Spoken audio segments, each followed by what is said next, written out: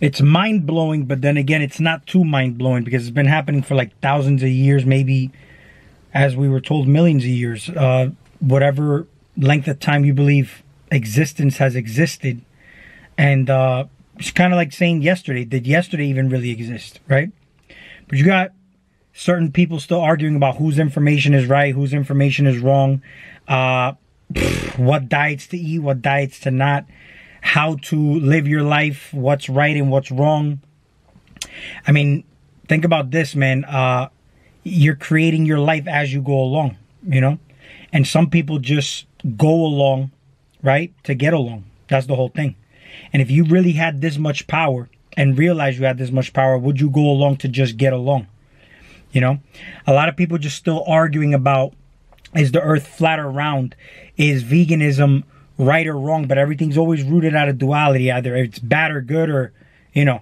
And here's the whole thing too, though. If you're sitting here as an observer, even just people who makes content, and you start to point certain things out, all of a sudden people want to start to say that you're reflecting and, you know, you need to do shadow work. And it's like, everything's so religified. It's insane, right? When you start to be told something, right? And I remember when I was little, they told me that I was going to be receiving the body and blood of Christ when I went to church. I really thought that I was drinking blood because they told me it was the blood of Christ. That's exactly how I heard it. And people generally anthropomorphize this whole character of Jesus, you know? And Jesus is basically man and woman that you see walking the planet every day. It's in all of them.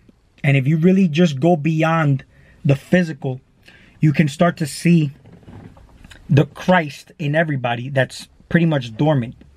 And here's the thing, though.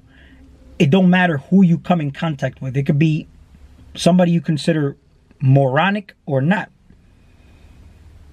See, the whole thing is that there's even people that you see on TV that you perceive to be against you, right? There's a lot of people online that give you very, very good information, thought-provoking information. But at the end of the day, it's still coming from an energy of you versus them, either victim mentality or fear-based to some extent, or in a sense where they're in a position of hierarchy over you or everybody else. And this is the whole thing, though. The information is so good that you go and see, you're not able to see beyond just the information that you're getting, right? But the information you're getting is giving you information that's resonating with you, but because of the space that you're in originally to begin with, you're resonating from a space of victim mentality. See, if you were really in an empowered state, you most likely wouldn't even be watching YouTube videos. You probably won't be seeking shit because you're sitting in your seat of power at the moment. So you're depending on these YouTubers to give you information. See, here's the whole thing, though. The information could be very, very good, but the energy behind it could be very corrupt. It's just like if I'm eating such a healthy meal, the healthiest meal with all the nutrients that you can possibly think of, but it is served with a either genetically modified energy or a energy of an interest for a profit or an energy of some type of hatred toward you to some extent. That nutritious meal will not be very nutritious because everything starts from an energy state first, right? It's just like I've made the examples before of grandma's home cooking. She could be cooking the most unhealthiest meal, but there's so much loving energy behind it that it is basically one of the most nutritious meals for you. But it's all energy, right? Now, as far as on an information level, like I just said before, you're consuming information online. So the people you're listening to, most of the time, like I said, they're giving you very good information, but their energy behind it is coming from a space where they still believe in a world that it's you versus them because they think this is actually a place, you know? And when you really think about it, okay, when I was younger, I was told I was drinking the body and blood of Christ. In my mind, I thought I was really drinking blood, but I'm really drinking a sip of wine. You get what I'm saying? It's really just wine. But in my mind, I'm really drinking that blood. So when they say you are what you eat, or even vampires, because see, the whole thing behind the way they perceive or portray to you, rather, the energy of Christ is in a vampiric way, because they want your energy. Your faith, belief, and imagination is your superpower. You externalize this to that energy, and it is given away when you drink that blood. It's just like when a human drinks the blood of a vampire, you become that vampire, right?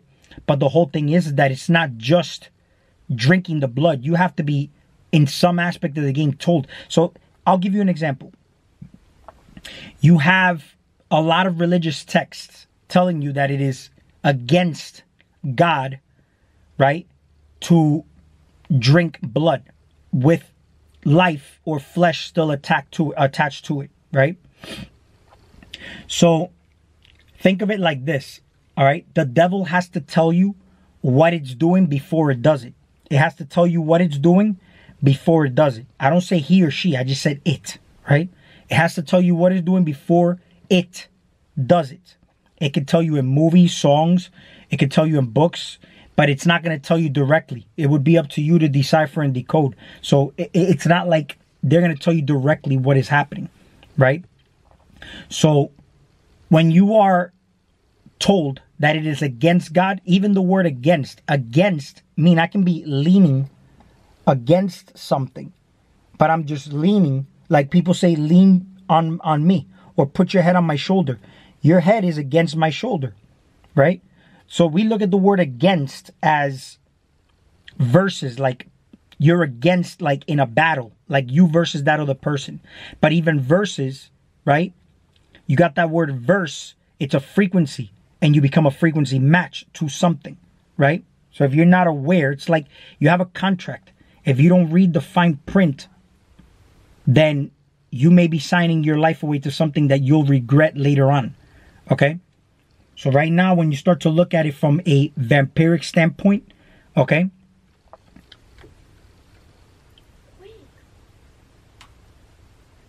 I'm doing a video.